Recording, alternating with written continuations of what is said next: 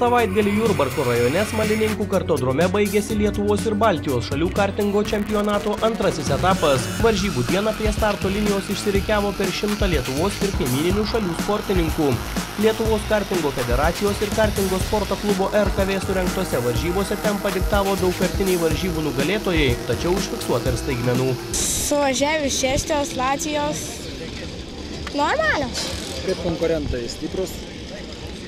3 stiprus tokie, 6, 16 ir 33 numerio. Kaip pačiam sekėsi?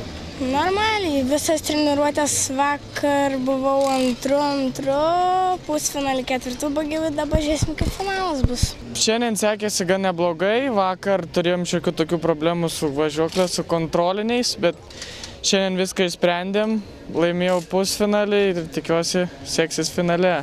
Kol kas normaliai, nes pusė žmonių iškrinta arba užgesta. Šiaip normaliai. Pirmiausia, tai geri prisiminimai, ypač kai atvažiuoju į tokią trasą, kur visą vaikystę praleista. O čempionatas, tai manau, kad iš tiesų gausus ir labai smagu, kad jis išpopuliarėjo, kad vis daugiau pasijungia tėvelių, daugiau vaikučių, daugiau sportininkų. Na, iš tiesų, kad neapsimarino viskas, o progresuoja. Nuostabu.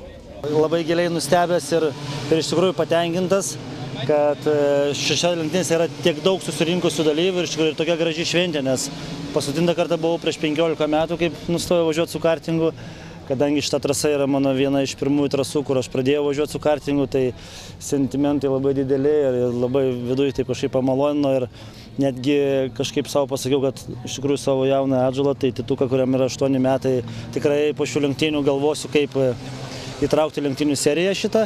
Ir būtent mane labai domina būtent šitą lenktynių seriją, tai BMW mini kartai, kurią organizuoja Darius Jonušis. Ir tai yra labai perspektyvi klasė iš principo, todėl kad yra viskas sudėliota, tai yra viskas vienoda. Ir pradiniai formoje lenktynių, reiškia vaikams, tai yra labai gera pradžia būtent su šitais kartingais.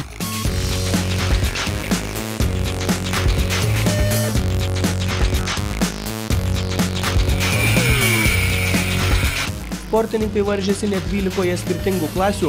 Raket įskaitoje triumfavo Ignas Dagilis, Rock ir Rock Junior klasėse nugalėtojų laurai atiteko varžybų favoritui Ignui Gelžiniui. Medalį pelnė ir vienas Lietuvos kartingo sporto meistrų Simas Juodviršis. Jis iškovojo pirmąją vietą Rotax Max DD2 klasėje.